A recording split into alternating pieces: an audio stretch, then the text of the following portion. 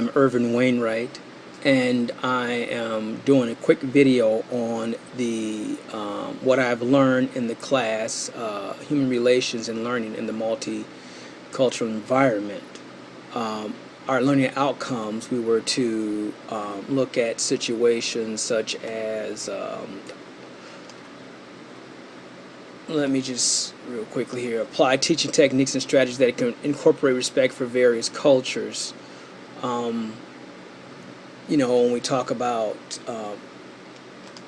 diversity in the classroom, teaching, it really is about cultural diversity. It's essential to all the students. It helps us to relate and to understand the differences between people. It also helps us understand the differences that we will encounter in a global society and in a global economy. Too many times, or oftentimes, discrimination and prejudice stems, and I always like to say, from either someone being afraid or simple ignorance of who the other people are. So in the classroom, there's several ways we can look at teaching diversity and also making every student feel comfortable. We can establish rules right off the bat. Rules that's going to dictate respect for one another, social interaction. We can also use textbooks, guided discussions. That's very important.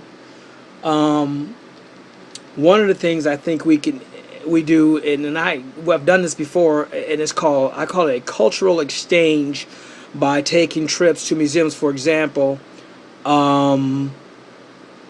we took a group of African American students to a Hispanic museum and looked at the Hispanic culture. And then we did vice versa with the Hispanics, and then of course, we incorporated that into the American experience as well.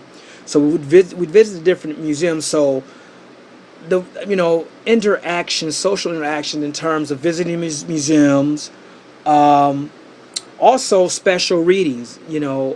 Explore rather than just look at the traditional readings that English classes offer. For example, look at other different types of experiences, like, for example, Richard Wright's book, The Native Son.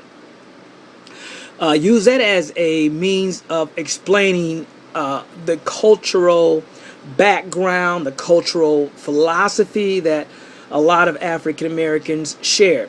And to put all this in 4 minutes is going to be kind of hard.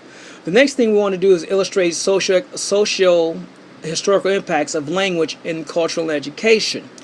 And when we talk about what is socioeconomic impact, it's an assessment that examines how we are supposed to be developing that will change our lives or current and future residents of our community. So it impacts how we are developing in terms of our lives changing and impacting our community.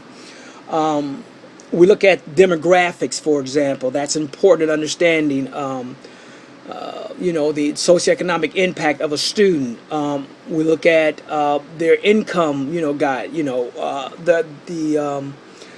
whether they're wealthy or are they economically disadvantaged, the type of homes that they come from, single parent versus modern parent. When I say modern parent, that includes homes that may have a male or a female as the parents, So I call those modern families. So we deal with those. Those are the socioeconomic impacts that students will have.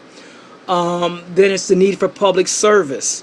I mean, what types of service will this particular school need? Does this particular school have what it needs in order to help the students in terms of technology or assistive technology? So I look at that as, the social impact again. And then we want to talk about, and I'm really running out of time, but there's also employment within the family.